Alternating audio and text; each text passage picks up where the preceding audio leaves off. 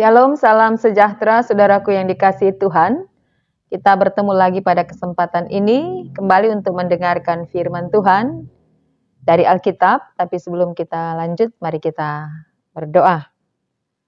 Terima kasih Tuhan atas waktu dan kesempatan yang Kau anugerahkan buat kami pada saat ini. Engkau yang memimpin hidup kami dari hari ke hari, kami bersyukur atas kemurahan Tuhan yang sungguh luar biasa yang boleh kami alami. Tuhan, kami akan membaca Alkitab, kami akan merenungkannya bersama pada kesempatan ini. Biarlah Tuhan taruh pengertian melalui kuasa Roh Kudus, sehingga kami mendapatkan pembelajaran dari firman Tuhan untuk kehidupan kami hari lepas hari. Pakailah hamba-Mu dalam menyampaikan firman Tuhan, dalam nama Yesus yang telah menjadi Tuhan dan Juru Selamat buat hidup kami berdoa kepada-Mu. Amin.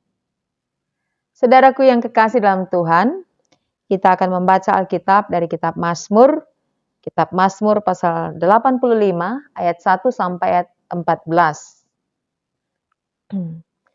Mazmur 85 ayat 1 sampai 14 dengan judul Doa Mohon Israel Dipulihkan.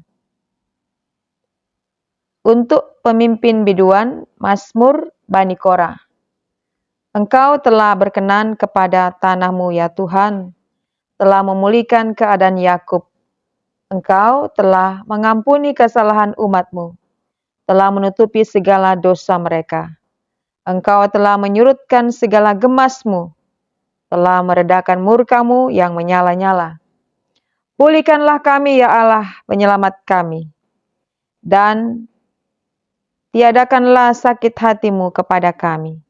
Untuk selamanyakah Engkau murka atas kami dan melanjutkan murka-Mu turun-temurun?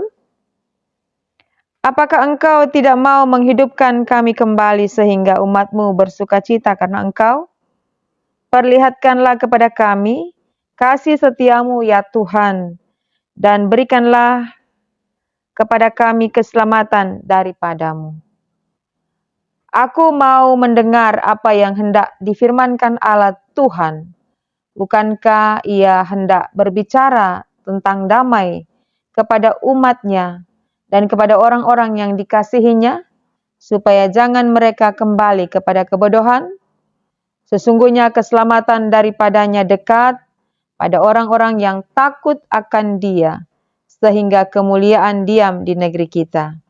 Kasih dan kesetiaan akan bertemu, keadilan dan damai sejahtera akan bercium-ciuman. Kesetiaan akan tumbuh dari bumi, dan keadilan akan menjenguk dari langit. Bahkan Tuhan akan memberikan kebaikan, dan negeri kita akan memberi hasilnya. Keadilan akan berjalan di hadapannya, dan akan membuat jejak kakinya menjadi jalan. Demikianlah kita sudah membaca firman Tuhan pada saat ini.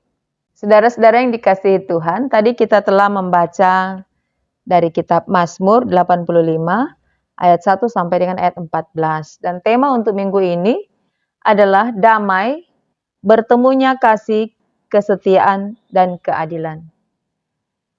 Tak terasa kita telah berada di Minggu Advent yang pertama. Kita telah memasuki bulan Desember. Bulan Desember adalah diidentikan dengan bulan yang penuh dengan sukacita, karena kita akan ada di perayaan menyambut Natal Yesus Kristus. Saudara-saudara yang dikasihi Tuhan, mari kita belajar tentang firman yang telah kita baca tadi. Dari kitab Mazmur 85. Mazmur ini ditulis oleh Bani Korah. Siapa Bani Korah? Bani Korah adalah masih keturunan Lewi yang bertugas di Bait Allah atau Kemah Suci. Apa yang ditulis dalam Mazmur ini adalah ditujukan untuk orang-orang Israel setelah pulang dari pembuangan di Babel. Karena mereka jatuh dalam dosa, mereka mengeraskan hati kepada Tuhan, maka Tuhan izinkan bangsa Babel untuk menyerang, untuk menyerbu, dan untuk meruntuhkan bait Allah, tembok-tembok Yerusalem. Sehingga akibatnya banyak yang mati terbunuh, banyak yang ditawan, dan harta kekayaan mereka dijarah, dan kemudian mereka digiring dan hidup di tanah Babel sebagai budak, ditindas sebagai orang-orang buangan selama kurang lebih 70 tahun, dan mereka dibuat menderita dalam keadaan tersebut. Dan waktunya Tuhan membawa mereka pulang ke Israel. Nah, apa yang kita baca dalam Mazmur 85 ini adalah umat Israel yang dalam pembuangan telah kembali ke Israel, ke tanah mereka di Yerusalem. Tadi kita telah membaca firman ini dengan judul doa mohon Israel dipulihkan. Mazmur ini adalah mazmur doa. Mari kita belajar dari bagian-bagian ayat yang sudah kita baca tadi. Kita mulai dengan ayat 2 sampai dengan ayat 4. Ayat 2 sampai dengan ayat 4. Engkau telah berkenan kepada tanahmu, ya Tuhan. Telah memulihkan keadaan Yakub. Engkau telah mengampuni kesalahan umatmu. Telah menutupi segala dosa mereka. Engkau telah menyurutkan segala gemasmu.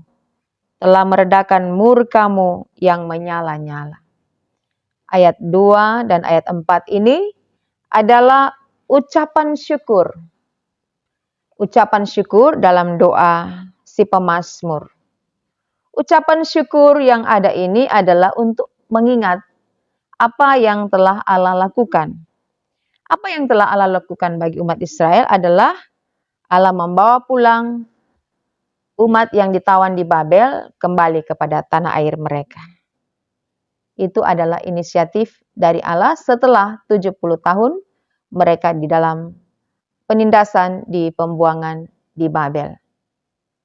Jadi Allah lah yang bertindak untuk membawa mereka pulang di tanah air mereka. Sehingga dalam bagian ayat-ayat ini adalah mereka mengakui bahwa mereka bisa pulang kembali ke tanah air mereka itu karena Allah yang berkenan.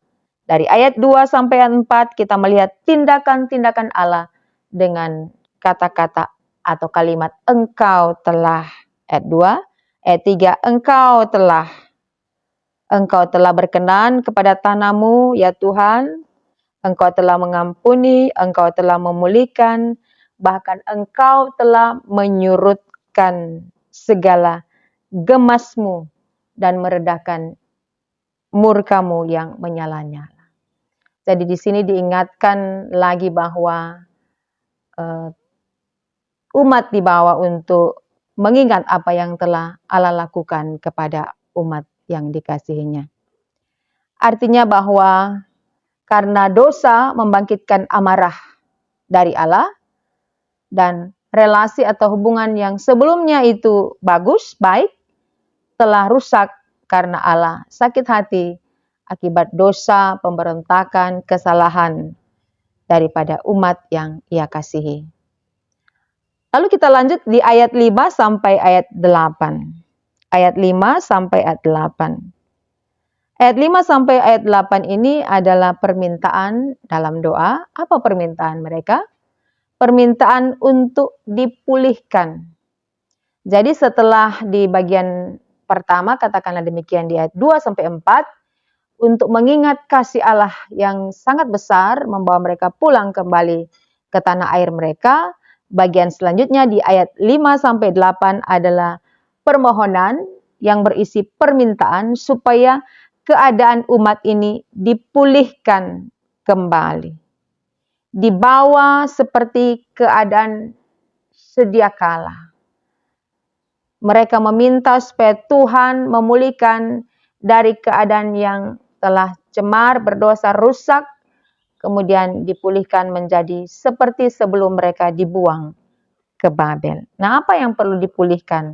Sebagai suatu permintaan dalam doa ini untuk umat Israel, ayat 5 sampai 8 berkata, pulihkanlah kami, ya Allah, penyelamat kami, dan tiadakanlah sakit hatimu kepada kami. Untuk selamanyakah engkau murka atas kami dan melanjutkan murkamu turun-temurun? Apakah engkau tidak mau menghidupkan kami kembali sehingga umatmu bersukacita karena engkau?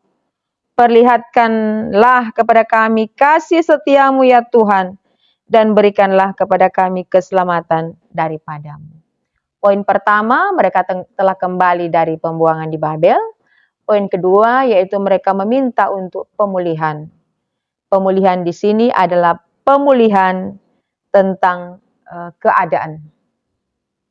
Karena ketika mereka dibuang ke Babel, bait Allah telah dihancurkan, tembok-tembok Yerusalem juga diruntuhkan, semua menjadi porak-poranda. Tetapi ketika mereka kembali, yang harus dipulihkan adalah tentang kondisi spiritual mereka, iman mereka, kesetiaan mereka, ketaatan mereka, rohani mereka kepada Tuhan Allah. Itu yang menjadi bagian yang utama untuk pemulihan. Pemulihan kedua yaitu pemulihan untuk pembangunan bait Allah dan tembok-tembok Yerusalem. Lalu kita ada di ayat 9. Kita baca ayat 9. Aku mau mendengar apa yang hendak difirmankan Allah. Tuhan, bukankah Ia hendak berbicara tentang damai kepada umatnya dan kepada orang-orang yang dikasihinya, supaya jangan mereka kembali kepada kebodohan? Jika kita meneliti lebih dalam, di dalam firman Tuhan ini yang merupakan doa untuk Israel dipulihkan, kita mendapati bahwa dalam doa ini ada percakapan yang sangat dekat dengan Tuhan.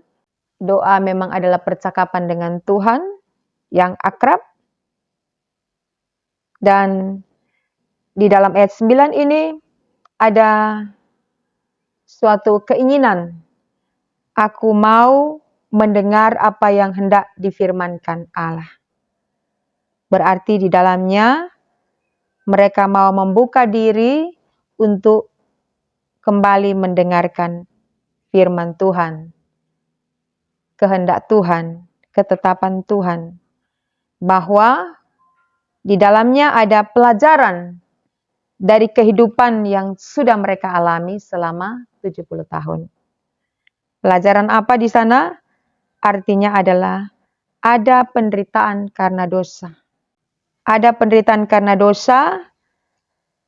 Pembelajarannya adalah juga untuk mengingatkan, untuk mengajar mereka, untuk membawa mereka kembali kepada Tuhan. Jadi, pertama, untuk terjadinya pemulihan di ayat-ayat sebelumnya, ayat 5-8, maka ada keinginan untuk membuka diri kepada Tuhan, belajar dari pelajaran kehidupan bahwa penderitaan karena dosa terjadi karena mereka mengabaikan, menyepelekan firman, ketetapan, kehendak, dan keinginan Tuhan, sehingga mereka jatuh ke dalam pembuangan di Babel. Lalu kemudian di sana dikatakan, tujuan untuk membuka diri pada firman Tuhan, untuk mendengarkan firman Tuhan, adalah supaya mereka tidak kembali lagi kepada kebodohan. Mereka membuka diri, aku mau membuka diri, aku mau mendengar firman, apa yang difirmankan Allah. Sebab apa yang difirmankan Allah itu bicara tentang damai kepada umat dan orang yang dikasihi, supaya tidak lagi kembali, supaya jangan mereka kembali lagi kepada kebodohan. Jadi supaya tidak lagi terjadi kebodohan yang sama, maka pemazmur mengatakan, aku mau mendengar firman Allah, aku mau membuka diri untuk firman Tuhan itu masuk, supaya menjadi sebuah pembelajaran yang mengingatkan kepada apa yang kami lakukan sebagai suatu kebodohan. Nah, kebodohan dalam pengertiannya di sini adalah pertama tidak mau diajar. Padahal pengajaran itu sudah disampaikan berulang-ulang oleh hamba-hambanya, oleh nabi-nabinya. Kemudian tentang kebodohan ini adalah tidak mau menerima pengajaran. Tidak mau diajar, tetapi juga tidak mau bersedia untuk terima pengajaran, sukar untuk mengerti, tidak tanggap atau tidak cepat menanggapi sesuatu, menganggap firman Tuhan, kehendak Tuhan itu sebagai sesuatu yang sangat penting. Itu yang dimaksud dengan kebodohan. Tuhan, berikanlah firman-Mu, kami mau mendengar, kami mau membuka diri, supaya jangan lagi terjadi kebodohan kepada kami. Jadi di sini juga adalah permintaan, tetapi juga pengakuan bahwa selama ini kami sudah hidup dalam kebodohan. Nah, kebodohan yang dimaksud lebih luas di sini adalah sudah diberitahukan, sudah disampaikan tentang firman Tuhan, tapi umat Tuhan ini, umat Israel masih mengeraskan hati, masih cuek, masih tidak peduli dengan firman Tuhan. Mereka sudah dipilih jadi umat pilihan Tuhan dari segala bangsa di dalam dunia ini, tapi mereka memilih untuk hidup di dalam dosa. Mereka sudah diberi fasilitas, pertolongan, kemenangan, berkat dari Allah, tapi mereka tetap berpaling kepada Allah lain, menyakiti hati Tuhan. Mereka sudah dijamin hidupnya oleh Allah, diberikan tanah, keturunan, dan lain-lain sebagainya, dalam rangka menunjang kehidupan umat Tuhan, tetapi yang terjadi adalah mereka meninggalkan Tuhan. Nah, poin-poin ini yang disebut atau masuk dalam kategori kebodohan. Mereka meninggalkan Tuhan karena kebodohan mereka dan akhirnya mereka menikmati akibatnya, mengalami ketertindasan, penekanan, intimidasi, dan kehidupan yang sangat tidak bebas, tidak leluasa, terjajah, terhimpit dalam status sebagai orang-orang buangan yang sangat tidak diinginkan, tidak mengenakkan. Bodoh adalah akibat dosa mereka dibuang ke Babel. Diizinkan oleh Tuhan memakai bangsa Babel untuk memberi pembelajaran kepada orang-orang yang mengenal Allah, tetapi yang telah meninggalkan Allah. Maka, untuk kembali kepada Tuhan dengan cara adalah membuka diri, mau dengar firman Tuhan, menaati kehendak Tuhan, menerima aturan-aturan Tuhan, maka itu akan menuju kepada pemulihan. Dari kebinasaan, dari dosa yang menuju kepada kebinasaan, datang kepada Allah yang akan mengarahkan kepada kehidupan. Saudara-saudara yang kekasih dalam Tuhan, arti daripada bagian di ayat ini adalah bahwa harus ada Allah dalam hidup umat Tuhan sehingga di sana dapat terjadi pemulihan, datang kepada keadaan seperti sedia kala yang diinginkan Tuhan. Lalu kita berpindah pada ayat 10 sampai ayat 14. Nah, ayat 10 sampai ayat 14 adalah akibat yang akan dialami, akibat yang akan dirasakan sebagai sebuah situasi karena telah terjadi pemulihan. Ya, yang diinginkan oleh umat Tuhan. Dari awal kita baca tadi tentang rasa syukur karena perbuatan Tuhan sudah membawa umatnya kembali ke Yerusalem, ke tanah air mereka. Kemudian yang kedua adalah mereka berdoa untuk sebuah pemulihan secara iman rohani spiritual. Dan selanjutnya kesediaan untuk membuka diri, menerima, mau mendengar firman Tuhan, firman kebenaran. Dan akibat dari beberapa poin ini akan menuju kepada ayat 10 sampai 14 bahwa akan tercipta suasana yang penuh dengan keselamatan, di mana ada kedamaian di dalamnya, ada keadilan, ada kebenaran, seperti yang menjadi tema pada perenungan firman kali ini. Damai adalah bertemunya kasih, kesetiaan, dan keadilan. Jadi isi daripada kehidupan yang penuh damai adalah di sana ada kasih, ada kesetiaan, ada keadilan. Itu damai.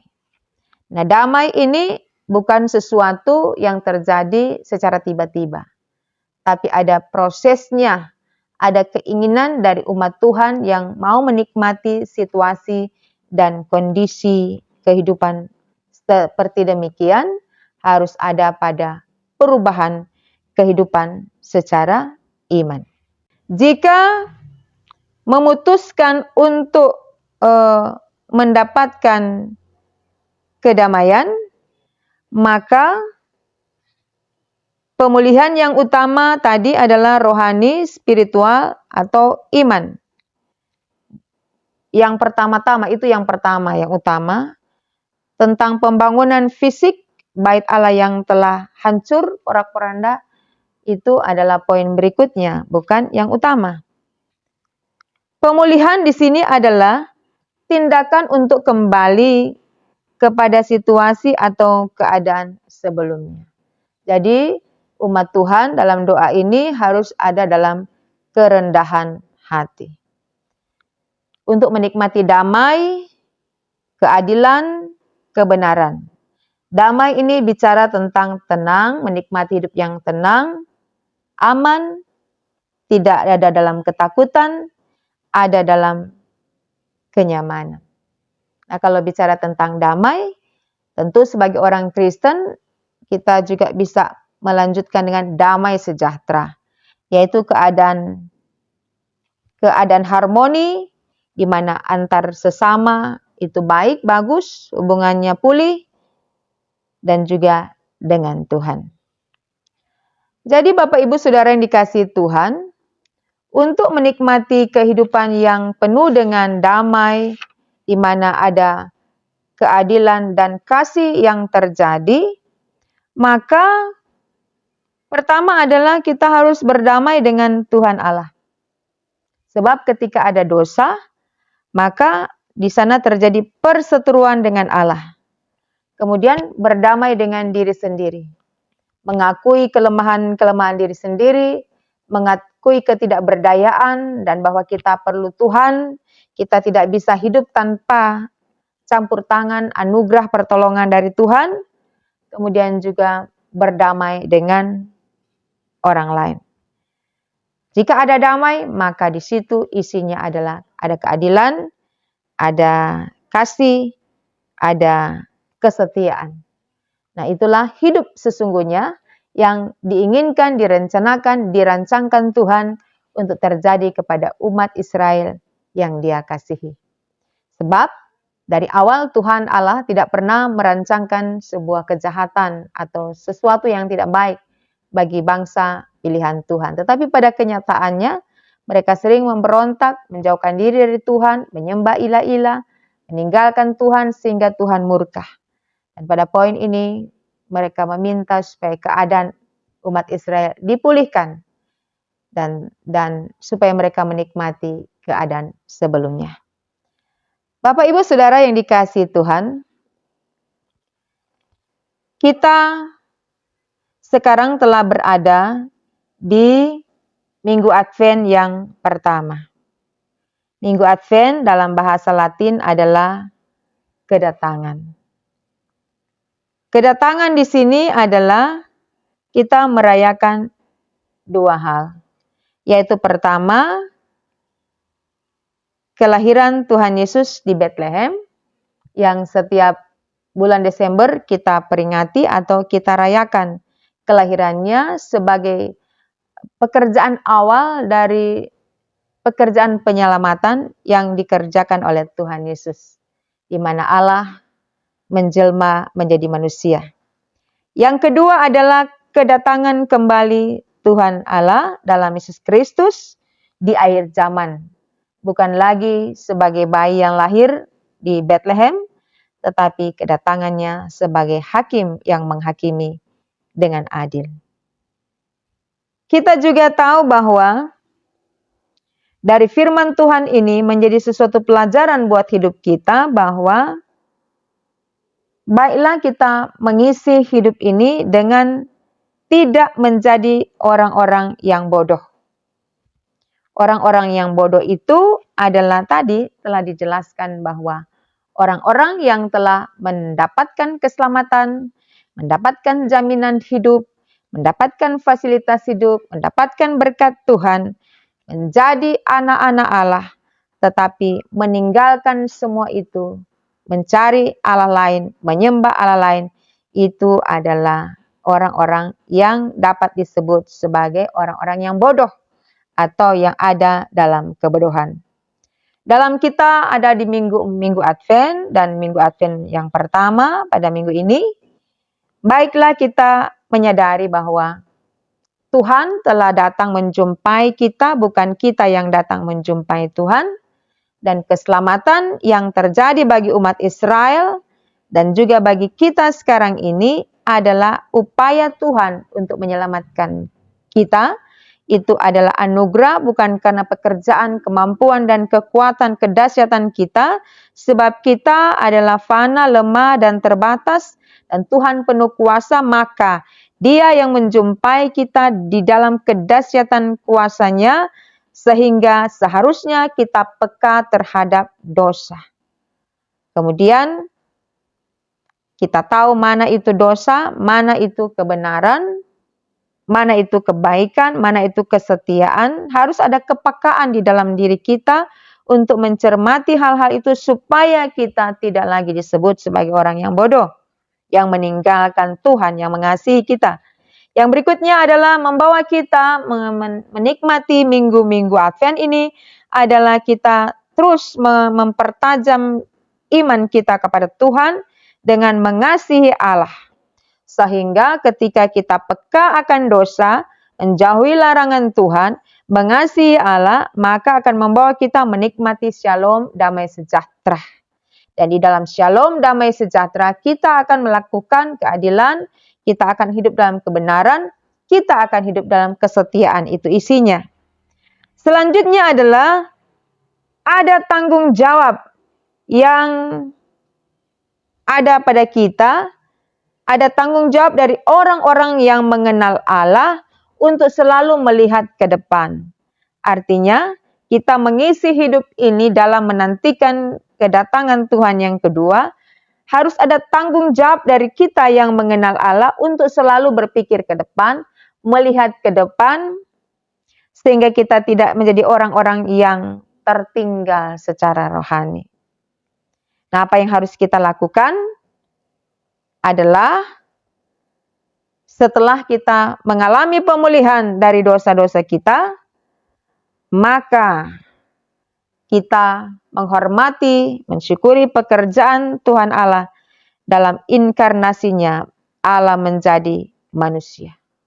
Sehingga perayaan-perayaan yang kita lakukan di minggu-minggu Advent ini adalah perayaan-perayaan yang penuh makna, yang menumbuh kembangkan iman kita kepada Tuhan, tidak sekedar momen-momen yang ada di bulan Desember yang kita menikmatinya sebagai suatu pesta pora, mengisinya dengan hura-hura dan sebagainya yang ujung-ujungnya kita meninggalkan Tuhan. Nah, orang-orang yang bisa keluar dari Babel, kita kembali dari awal, orang-orang yang bisa keluar dari Babel itu karena Allah, dan dengan demikian juga mereka menyadari bahwa mereka mendapatkan kesempatan untuk terima pemulihan ketika mereka mau datang kepada Allah dan menghargai pekerjaan keselamatan, pembebasan dari penindasan perbudakan di tanah pembuangan. Mereka menyadari bahwa setelah kembali apa yang harus dilakukan? Harus ada pemulihan yang terjadi. Untuk pemulihan itu minta kepada Allah bekerja. Nah, kepada kita bahwa kita pun dalam minggu-minggu Advent ini menikmati rancangan Allah untuk membebaskan kita dari dosa, maka demikian juga ketika kita ditebus, kita diampuni, kita juga ada di tahap berikutnya adalah mengisi waktu-waktu kesempatan hidup ini dalam menanti kedatangannya kembali untuk menjemput kita, membawa ke tempat di mana Tuhan Allah berada. Bagian terakhir dari firman Tuhan ini adalah, jika kita mau hidup di dalam keselamatan dan rencana Allah, maka kita jangan hidup di dalam kebodohan. Jangan menjadi orang-orang yang bodoh, yang gampang dibodohi oleh segala keinginan dan nafsu duniawi yang akan menjebak kita kepada kejatuhan di dalam kebinasaan. Tetapi marilah kita menikmati shalom itu, damai sejahtera itu, damai sejahtera sesungguhnya yang berasal dari Tuhan Allah. Maka kalau kita mau menikmati pemulihan atas segala bentuk tertinggalan, penindasan, tekanan, maka kita harus datang kepada Allah. Karena Dialah sumber keselamatan, penebus kita yang selalu memberikan kesempatan dan peluang untuk kita hidup di dalam kehendak-Nya. Biarlah kita menikmati minggu Advent yang pertama ini dengan bersyukur kepada Tuhan atas kasih dan kemurahan-Nya. Kita diberikan umur panjang sehingga kita boleh menikmati hari-hari pertama di bulan Desember ini. Tuhan Yesus memberkati. Amin. Mari kita berdoa. Bapa, terima kasih atas kasih anugerah-Mu memberi firman buat kami. Tolonglah kami Tuhan, firman ini jadi berkat buat hidup kami. Kami dituntun oleh Roh Kudus sehingga apa yang kami katakan, kami lakukan adalah benar-benar menyaksikan tentang Tuhan Allah yang hidup di dalam kehidupan kami. Kami bersyukur di dalam nama Tuhan Yesus Kristus. Amin.